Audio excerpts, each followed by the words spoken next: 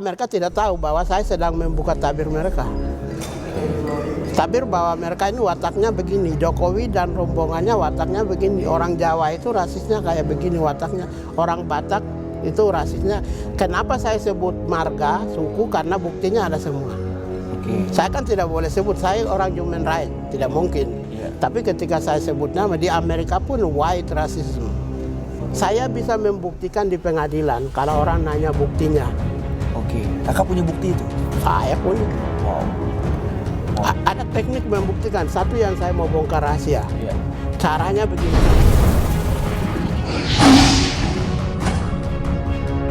Ya, teman-teman. Assalamualaikum warahmatullahi wabarakatuh. Balik lagi bersama gue Vasco Rusemi di Macan Idealis. Hari ini gue bareng sama kakak Pigai. Gila. Halo, selamat malam. Gue selalu bahagia kalau lagi duduk sama beliau ini. Iya. Karena kami tidak pakai masker ya. Nggak pakai masker. Karena di sini itu sudah protokol ya. Ada protokolnya. Jadi COVID. jangan kira kami melawan kebijakan, tidak. Karena di sini tuh kursi ini sudah disetting. Udah disetting ya? Sesuai dengan protokol biar kita COVID. aman dari COVID. Ya, Nah, poinnya kan sekarang gini guys. Gue pengen kalian semua aktif dalam nonton ini. Nggak cuma nonton doang, tapi tulis komentar.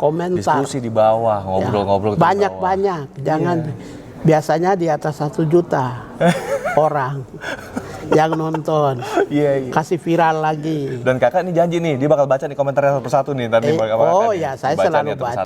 Gitu kan. Selalu baca. Gue ada mau gue tanya nih kak. Oke. Bro, ini kan sudah lama kita nggak ini. Iya, udah lama kita nggak bermain di Macan Idealis nih kan. Ada yang gue mau tanya nih kak. Ya. Ini kan lagi hot masalah George Floyd ini kan, kasus rasisme yang ada di Amerika. Ya. Nah ini kalau pandangan dari seorang kakak Natalius Pigai ini, kakak kan selalu meneriakan mengenai rasisme gitu loh. Ya. Nah apa sih sebenarnya point of view masalahnya itu dan ada hubungannya nggak dengan Indonesia ini seperti apa itu loh kak? Ya jadi gini, kalau bicara tentang rasisme di Amerika, George Floyd ya, itu tidak begitu saja jatuh dari langit ya. Ada akar historisnya. Ironisnya itu bermula ketika adanya penjajahan. Jadi kasus George Floyd itu tidak bisa kita lepaskan dari sebuah perjalanan panjang sejarah perjuangan pengakuan martabat atas kekejian bangsa Barat terhadap kulit hitam. Jadi ini satu irisannya ya. Jadi bukan kasus tiba-tiba muncul, bukan kasus kriminal biasa, tetapi ini adalah satu rangkaian histori, rangkaian cerita panjang berabad-abad. Pertama-tama itu dimulai tahun 1462, abad ke-15, ketika bangsa Inggris pertama kali masuk di Sierra Leone. Sierra Leone, ketika mereka sudah masuk di Sierra Leone, itu antara Inggris, Belanda dengan Spanyol, mereka kerjasama. Karena Sierra Leone itu Inggris yang duluan menemukan, kemudian kerjasama dengan ada 2 suku besar di situ, namanya Tenme dan Mande. Tenme, Mande itu kepala suku Tenme dan kepala suku Mande itu mencari orang-orang supaya menjadi budak bagi Inggris.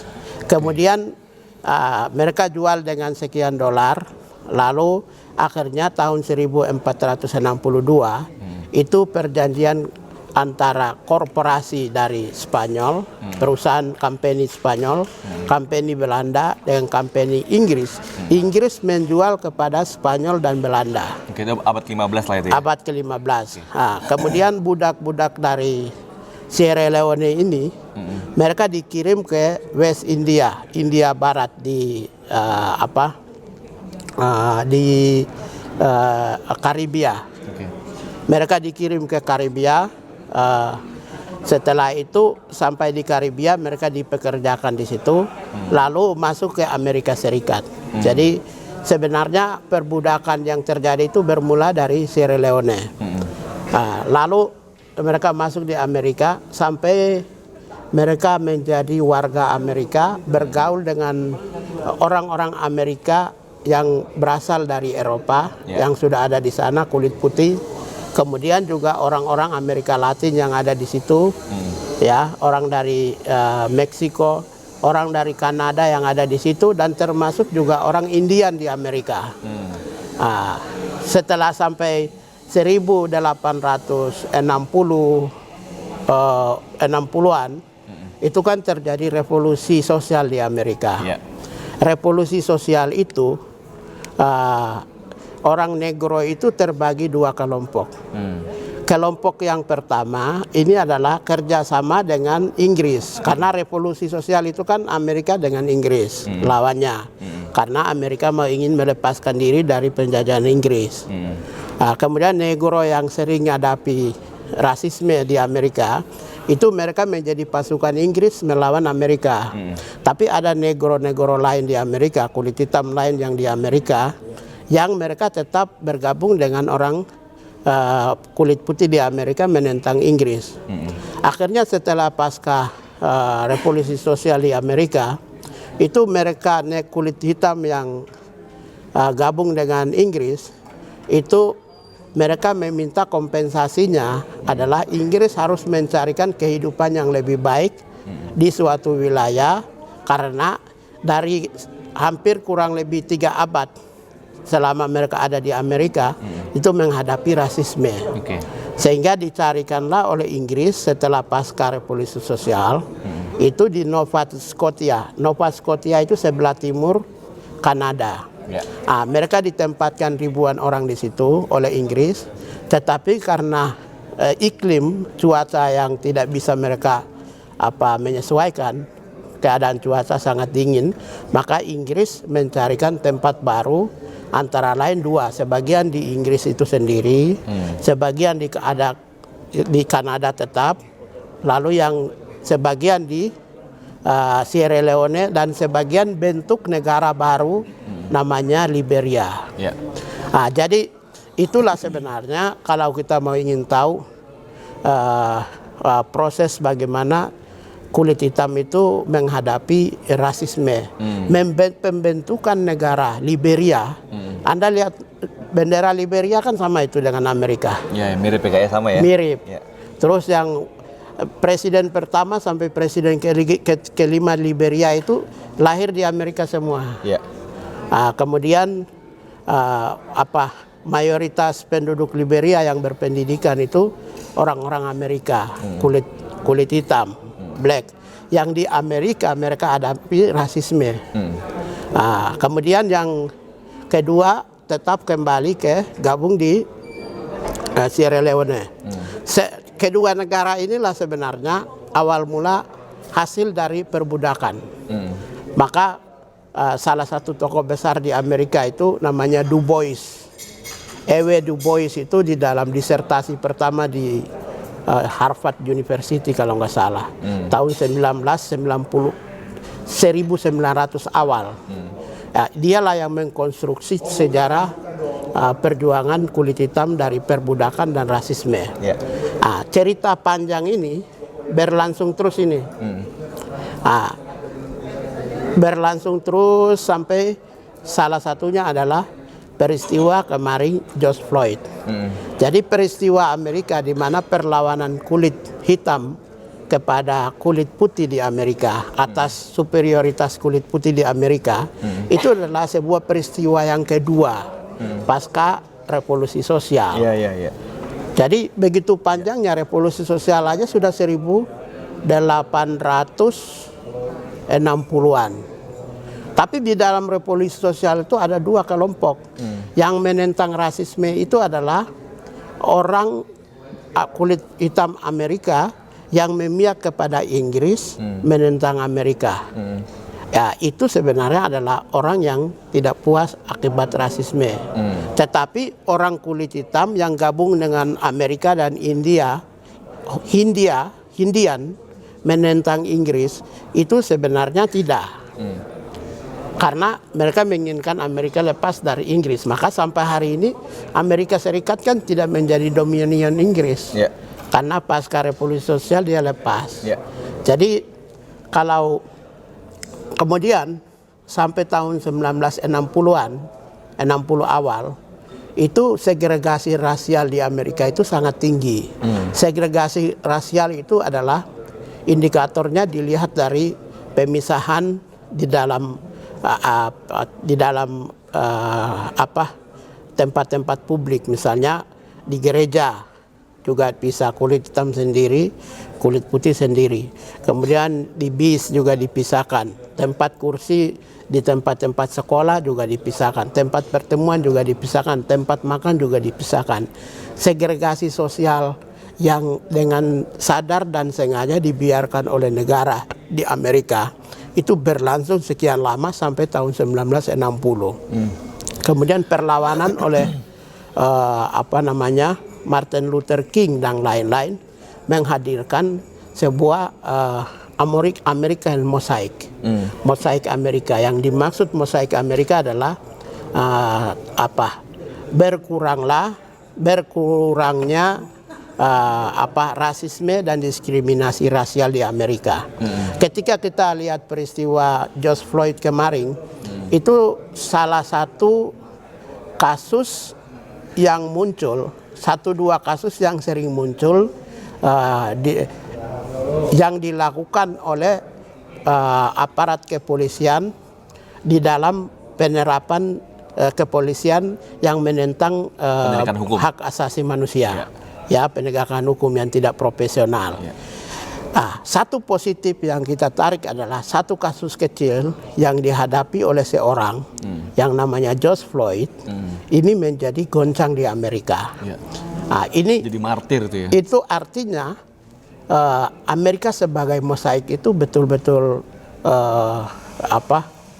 Amerika sebagai mosaik yang non diskriminasi, non rasial itu betul-betul sudah mulai berada pada puncak. Bagaimana dengan Indonesia yang orang Papua setiap hari menghadapi rasisme dan diskriminasi rasial misalnya, atau terhadap kaum-kaum minoritas di Indonesia, tapi pemerintah membiarkan dan masifnya rasialisme, begitu jutaan orang melakukan tindakan perbuatan tutur kata yang rasis terhadap suku-suku minoritas di Indonesia. Bisa bilang pemerintah membiarkan gimana maksudnya? Ya tidak pernah diproses hukum. Nggak pernah diproses? Proses hukum. Oh dulu kan pernah diproses itu yang masalah yang di Surabaya itu? Nah. Gimana tuh ceritanya? Surabaya diprotes karena rakyat Papua protes. Oke. Kalau rakyat Papua tidak protes, yang terhadap saya aja sudah jutaan.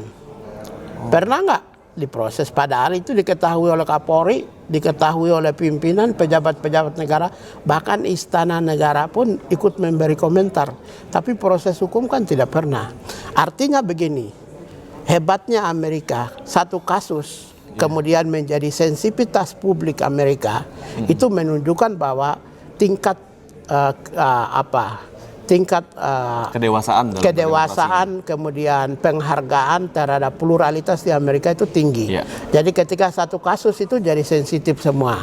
Kalau di Indonesia begitu jutaan kasus pun tidak pernah diproses karena memang rasisme dan rasialisme itu justru sering kali menjadi alat untuk mempertahankan penguasa, alat propaganda untuk kepentingan politiknya, alat untuk mempertahankan dirinya, untuk bahkan juga dilakukan dengan sadar dan sengaja oleh buzzer-buzzer yang membypass istilah dalam bahasa Inggris itu katastrofis dan jeopardize its citizenship. Jadi buzzer-buzzer itu membypass demokrasi dan merusak tatanan dan menghancurkan warga negara di dalam konteks bernegara. Itu dilakukan oleh siapa? Buzzernya kekuasaan. Bahkan kalau kita lihat sekarang rasisme terhadap rakyat Papua ini kan bukan baru, sudah sejak lama. Tahun 1960-an, 1970-an, 1980-an, bahkan sampai dengan hari ini. Secara masif terus-menerus dilakukan. Anda kan tidak pernah ke Papua. Ketika Anda ke Papua, saya belum pernah melihat satu peluru atau satu pukulan dari aparat TNI Polri yang mereka pukul kepada kelompok-kelompok misalnya yang pendatang di Papua. Ya, yang non-Papua lah ya. Non-Papua. Tapi mereka selalu ketika ada masalah antara Papua dengan non-Papua, mereka pukulnya justru ke Papua. Mereka selalu membela kepentingan non-Papua di Papua. Saya kira ini adalah sebenarnya tindakan-tindakan rasialisme dan segregasi rasial. Tidak pernah ada orang Papua menghadapi proses hukum di peradilan, kemudian orang Papua bisa memenangkan. Semua kemenangan keadilan yang diraih, sedikit keadilan dan kemenangan yang diraih orang Papua, itu biasanya melalui perjuangan namanya trial by the mobs. Jadi proses hukum yang didorong karena adanya mobilitas sosial, tekanan sosial yang begitu tinggi gitu.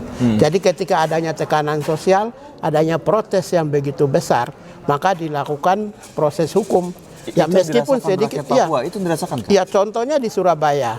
Di Surabaya, kalau Papua itu tidak bergolak secara spontanitas ya, ini ya, ketika di Surabaya ada lakukan tindakan rasisme terhadap mahasiswa Papua, di seluruh Papua bergolak secara spontanitas tanpa dikomandoi, tanpa diperintah, tanpa diorganize.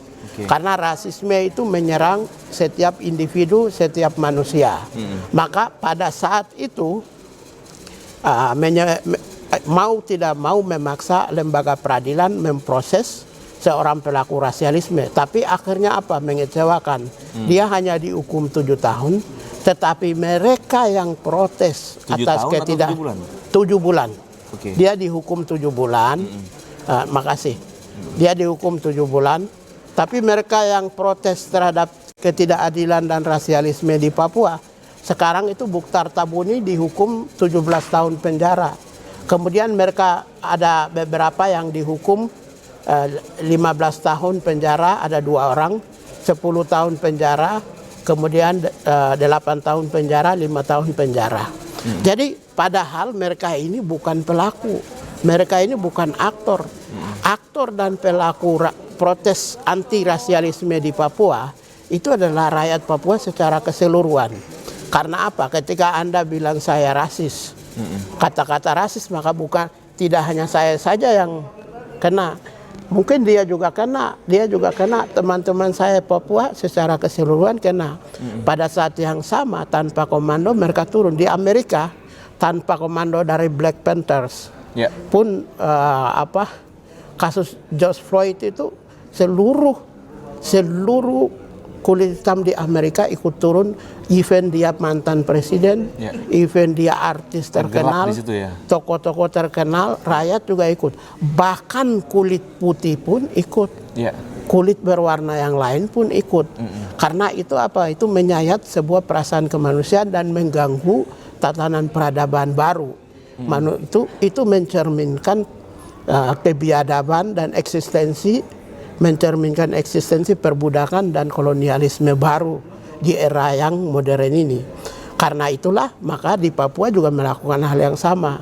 Ketika kasus rasialisme itu muncul, maka seluruh elemen masyarakat Papua akan ikut tergerak untuk melakukan perlawanan protes. Jadi dengan demikian kalau pertanyaannya adalah memang tidak pernah pemerintah proses, memang tidak pernah proses. Saya mohon maaf, saya tidak mengklaim diri, tetapi dalam konteks orang Papua di Indonesia hari ini, ketika saya dengan kata-kata rasis, ada foto-foto rasis yang dilakukan oleh baser-baser, bahkan juga di dalam grupnya Presiden Jokowi, ya mereka lakukan terhadap saya. Apa tuh contohnya Kak? Misalnya ya kata-kata yang foto gambar saya disejajarkan dengan atau saya dimirip-miripkan dengan salah satu jenis binatang itulah. Kan begitu. Tapi ingat bahwa ketika orang saya memberi wajah saya monyet atau gorila. Ingat bahwa gorila adalah sejenis binatang yang tidak pernah dia selalu berada di garis depan melindungi bangsanya. Dan tidak pernah kalah. Ya kuat ya. Ya kuat dan tidak pernah kalah. Jadi ketika Anda mengatakan saya gorila, terima kasih dong. Maka ya bukan terima kasih, memang kata-kata itu merendahkan martabat, tapi Anda tidak tahu bahwa Anda sudah menyatakan bahwa orang tersebut adalah sejenis pemimpin yang tidak pernah kalah dalam melindungi bangsanya. Iya. Iya. Anda cek seluruh dunia, namanya gorila tidak pernah kalah. Dia berada di garis depan untuk mengalahkan semua. Tapi memang itu yang masih dirasakan sama rakyat Papua sekarang. Sangat. Ini peradilan aja. Sekarang peradilan diskriminatif dan rasialis. Bagaimana tuntutan hukum yang begitu tidak adil. Dan ingat, rasisme itu adalah bentuk... Itu sidangnya di mana waktu itu, Kak? Di Kalimantan Timur. Oke. Kemudian di Jakarta juga dihukum. Mereka yang protes karena rasisme. Kemarin sudah dihukum, sudah ditahan. Di Kalimantan Timur sudah, di Sorong, Papua Barat juga sudah, di Jayapura. Jadi proses hukum yang tidak adil ini adalah sebenarnya bentuk-bentuk yang pernah diterapkan oleh kulit putih di Afrika Selatan. Kemudian pernah diterapkan juga zaman dulu di Inggris, zaman dulu di Kanada, zaman dulu di Amerika sebelum tahun 1960-an. Yeah. Jadi proses penegakan hukum yang diskriminatif, tidak manusiawi dan tidak bermartabat atau tidak injustice itu pernah diterapkan secara sadar dan sengaja oleh negara di beberapa negara yang lain. Menjadi persoalan adalah ketika negara-negara lain setelah menghapus yang namanya rasisme, di Indonesia masih membiarkan itu tetap eksis dan terpelihara. Itu menjadi problem. Ini dibiarkan dan dipelihara. Dipelihara. Ya Basar yang pelaku rasisme. Basar itu siapa? Oke. Kakak pembinanya siapa? Iya. Kan Basar kan ada kakak pembinanya. Kakak pembinanya ada di dalam lingkaran istana. Oke. Dan itu bukan bahasa saya, semua orang tahu. Oke. Tapi itu memang Kakak yakin itu dipelihara? Iya, karena begini, terhadap saya Natalius Pigai. Iya. Saya tidak pernah korupsi. Iya. Mulut saya tidak pernah janji sama orang. Iya. Dari mulut saya tidak pernah melakukan kriminal atau perbuatan. Saya tidak pernah mencuri. Saya tidak pernah membohongi. Maaf ya, saya ini kekurangan saya adalah menurut mereka adalah ya dengan kata-kata label rasis itu. Malah Kakak yang dibilang rasis. Ya, padahal Kakak karena menuntut untuk dihilangkannya sisi rasisme. Ya kalau saya, mereka tidak tahu bahwa saya sedang membuka tabir mereka. Tabir bahwa mereka ini wataknya begini, Jokowi dan rombongannya wataknya begini. Orang Jawa itu rasisnya kayak begini wataknya. Orang Batak itu rasisnya. Kenapa saya sebut marga, suku? Karena buktinya ada semua. Oke. Saya kan tidak boleh sebut, saya orang human right, tidak mungkin. Iya. Tapi ketika saya sebut nama, di Amerika pun white racism. Oke. White has actor of racism. Iya. Kulit putih itu adalah pemilik dari seorang aktor rasisme di Amerika. Di Amerika bilang why stop white racism, stop white racism. Kalau saya bilang Jawa stop racism, orang Batak Kristen stop racism, orang Bali stop racism, apa saya bohong? Ini kan semua buktinya ada, semua orang tahu. Saya viralkan aja udah 10.000, 15.000, 100.000, 1 juta orang like kok. Orang nonton semua, buktinya ada. Karena itu ketika di Amerika mereka white stop racism, maka saya bilang Jawa stop racism, Jokowi stop memelihara kelompok rasis. Ini dipelihara ini, Kak? Basar. Oke. Semua rata-rata basar. Saya bisa membuktikan di pengadilan kalau orang nanya buktinya. Oke, Kakak punya bukti itu? Saya punya. Wow. Ada teknik membuktikan. Satu yang saya mau bongkar rahasia. Iya. Caranya begini. Saya sudah 2017. Itu setiap orang yang berasis terhadap saya blokir semua. Oke. Ketika saya cek di Jokowi punya Facebook, Instagram, atau Twitter, saya cek di Ahok punya Twitter, ternyata mereka like sama dia. Yang tadi saya blokir sini, di sana like. berarti mereka buzzer. Oke. Ini kecerdasan kita untuk men-tracing siapa pelakunya. Iya.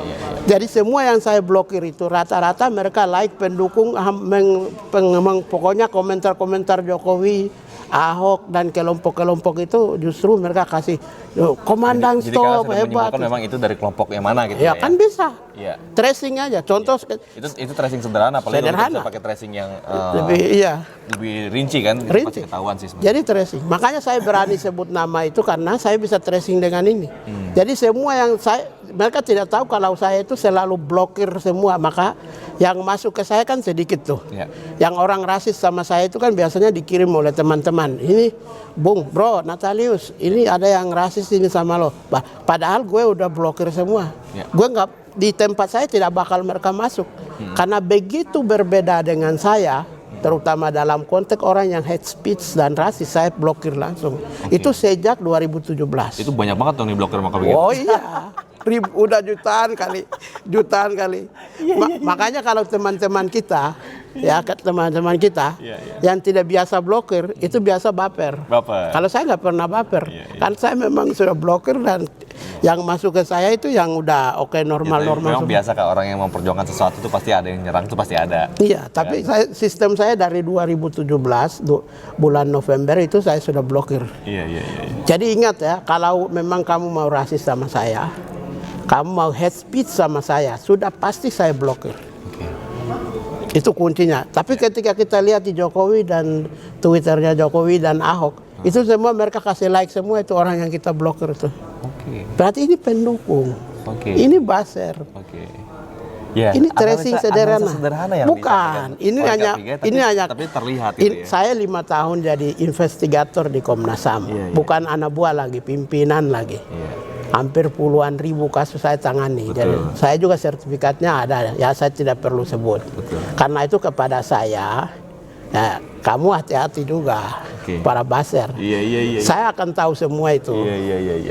Ini menarik ya guys. Jadi itulah korelasi antara hubungan rasisme yang terjadi di Amerika dan ternyata menurut Kapigai memang di Indonesia pun masih sangat tinggi isu rasisme itu terbentuk ya kayak masih ada itu ya. Nah, sekarang kesimpulan. Dan dipelihara bahkan guys. Oh, dipelihara, jelas. Oke, kesimpulan. Saya bilang gitu, media-media internasional kan sudah bilang, ya, nah Jokowi's butters, Jokowi's administration butters, buzzer, ya, Jokowi's administration buzzer. Jeopardize and catastrophize its citizenship atau democracy in Indonesian. Jadi buzzer-buzzernya Jokowi itu merusak, menghancurkan tatanan berdemokrasi, menghancurkan rakyat Indonesia. Jadi kalau ketika kita lihat seluruh ilmu pengetahuan yang kita baca di sekolah, seluruh ilmu pengetahuan yang kita baca di kurikulum di sekolah ya. Di universitas, kita baca buku banyak-banyak di Gramedia, kita baca artikel dan opini di Kompas, Metro TV atau di media-media TV One dan lain-lain, semua jadi nggak berlaku itu. Karena semua opini itu non literasi. Sekarang membangun bukan litigate society, literasi society, tetapi sekarang itu non literasi society. Karena apa? Buzzer menguasai opini. Buzzer yang dipakai itu adalah oleh teman saya bilang orang yang pandai membuat buzzer itu ada di dalam lingkaran istana negara. Tetapi ingat bahwa Anda bisa menang di istana, tetapi kamu tidak akan bisa memenangkan rakyat. Ini menarik banget guys. Jadi memang inilah yang dirasakan oleh Kakak Natalius Pigai dengan beberapa teman-teman kita semua, saudara kita juga yang sebangsa senegara ini kan. Nah, kita memang harus hilangkan isu-isu rasisme ini Kak ya. Harus kita samaratakan. Saya harus kasih kesimpulan. Gimana kesimpulannya Kak? Kesimpulan saya begini. Saudara-saudara sekalian, Anda ingat bahwa Sierra Leone itu merdeka. Di situ ibu kotanya namanya Freetown. Freetown itu kota pembebasan. Liberia itu negara merdeka, yaitu negara pembebasan. Sesudah itu, ketika penjajahan modern, adanya Inggris masuk di beberapa negara di Afrika, Perancis masuk di beberapa negara di Afrika, Spanyol dan Portugis masuk di beberapa negara di Afrika. Kemudian mereka menduduki Afrika, mereka melakukan perlawanan seperti Jomo Kenyatta, bapaknya Uhuru Kenyatta, Nelson Mandela, semua Mwai Kibaki, hampir semua tokoh-tokoh besar di Afrika itu. Mereka menentang semuanya adalah rasisme. Rasisme yang memisahkan negara Afrika sekarang menjadi 54 negara. Kemudian rasisme itu yang mereka memisahkan negara-negara di Karibia. Rasisme itu yang memisahkan negara-negara di Pasifik.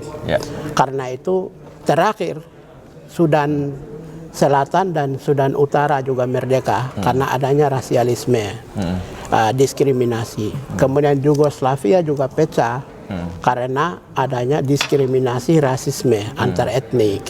Kemudian India dengan Bangladesh lepas karena perbedaan agama. Kemudian India dengan Pakistan juga lepas karena perbedaan agama. Kemudian Rusia dengan 13 negara termasuk 3 negara Kaukasia Selatan juga lepas karena perbedaan suku dan agama. Dan juga karena semuanya itu Israel itu merdeka itu setelah pasca adanya pembantaian oleh Hitler di Jerman karena rasialisme dan xenofobia. Karena itu rasialisme itu menjadi hal yang sensitif dan kulit hitam itu memiliki ikatan yang kuat di seluruh dunia. Kalau Jakarta itu memelihara rasisme di Papua, Jakarta menangkap banyak orang Papua, memenjarakan orang Papua. Itu perjalanan itu semacam kita melihat sebuah etalase sejarah di mana kulit hitam mengalami hal yang sama. Bukan tidak mungkin Papua itu hanya karena rasisme di Papua mereka sudah menganggap sebagai alat perjuangan. Tapi alat perjuangan itu ya? Alat perjuangan. Nah, ini catatan yang paling penting. Perjuangannya perjuangan untuk apa nih Kak? Ya, alat perjuangan untuk orang Papua lepas dari Indonesia. Rasisme menjadi doktrin, rasisme menjadi kredo. Itu masalahnya ya, harusnya dihilangkan itu ya. Jadi ketika Jakarta masih tetap pelihara rasisme, orang Papua tetap aja ini jadi alat untuk melakukan perlawanan. Justru percepatan pemisahan Papua itu bisa dilakukan karena adanya faktor rasisme. Setelah pasca di Amerika, nanti opini tentang rasisme itu pasti akan mengarah ke Papua itu salah satunya. Sesudah Amerika selesai, apalagi bulan Desember 74 negara kulit hitam kumpul di Afrika, mereka menyuarakan tentang pelanggaran HAM di Papua. 74 negara. Indonesia mau jadikan satu negara jadi partner aja susah. Saya ngomong ini karena sebagai pembela kemanusiaan saya tidak mau ingin ada yang jadi korban, ada yang dilakukan tindakan kekerasan, ada yang melakukan kekerasan, rasisme. Bahwa satu, ketika Anda bicara tentang penjajahan dan kolonialisme, itu bagi orang Papua itu sebagai sebuah kredo dan doktrin untuk perlawanan. Ketika Anda bicara tentang budak, orang Papua itu sebagai kredo perjuangan dan doktrin perjuangan perlawanan. Ketika bicara tentang rasialisme, bagi orang Papua menjadi alat dan spirit semangat perjuangan dan perlawanan.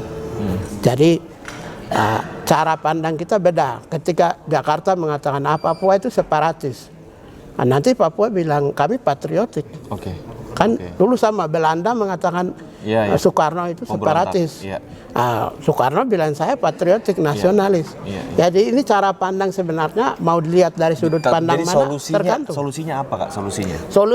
Solusi dari saya adalah sebenarnya kelompok-kelompok suku-suku yang menguasai kekuatan politik di Indonesia. Dia sudah menguasai politik, dia sudah menguasai pemerintahan, dia sudah mengambil kekayaan, tapi dia rasis. Itu jahat. Rasisme juga kan dilakukan oleh salah satu rajanya juga. Pernah usir juga orang Papua. Saya tidak perlu sebut nama. Rajanya pernah mengusir orang Papua. Rajanya? Raja baru-baru ini? Raja mereka. Wakil wali kotanya pernah mengusir orang Papua. Oke. Beberapa kepala daerah pernah mengusir orang Papua. Diusir Jadi- bukan karena hal apa-apa, mungkin diusir dia lagi bandel gitu kali kan. Kalau bandel dihukum aja. Oke. Ngapain pakai rasis? Ngapain pakai usir? Kan semua instrumen hukum kita kan tersedia. Kalau memang ada yang salah diproses hukum aja. Oke. Kenapa harus sampai mengusir? Oke. Suruh meninggalkan tempatnya, Oke. Tinggalkan provinsinya gitu maksud, atau provinsinya, gitu? wilayahnya. Wow. Tapi kami orang Papua, orang Minang, orang dari daerah lain di Jawa ini, misalnya di Pulau Jawa, kami minoritas. Tapi Anda minoritas di tempat saya. Jadi bangsa Indonesia itu multi minoritas. Ya, multi minoritas. Ingat ya, multi minoritas. Iya. Kamu boleh mayoritas, tapi kamu minoritas di tempat saya. Iya. Kamu mayoritas di Bali soal agama, tapi di tempat lain kamu minoritas. Iya. Kamu mayoritas di Manado soal agama, tapi di tempat lain kamu minoritas. Iya. Disitulah pentingnya kita menjaga nilai-nilai luhur Pancasila ya, Kak ya. Ya, kalau kamu tidak menerima komunis dalam kerangka Pancasila, maka ya setuju dengan saya. Oke. Dengan pemahaman. Karena masalah gini Kak, komunis itu Tuhan aja nggak dipercaya sama dia. Gimana kita kan? Tapi ini dibikin sendiri aja. Iya. Teman-teman semua jangan lupa tulis komentar kalian di bawah. Apa pandangan kalian mengenai diskusi gue yang kali ini dengan Kakak Piga ini? Cukup panjang, cukup menarik dan cukup mendalam sebenarnya. Ini harus kita cermati secara mendalam. Bagaimana kita harus berbangsa yang lebih baik lagi. Apa skema apa yang terbaik buat kita? Tulis di komentar. Pasti kalian cerdas semua, punya ide-ide yang menarik. Tulis di komentar. Jangan lupa kalau ini bermanfaat, like dan sebarkan. Share video ini ke seluruh sosial media kalian. Dan subscribe channelnya, klik tombol loncengnya. Assalamualaikum warahmatullahi wabarakatuh. Ya.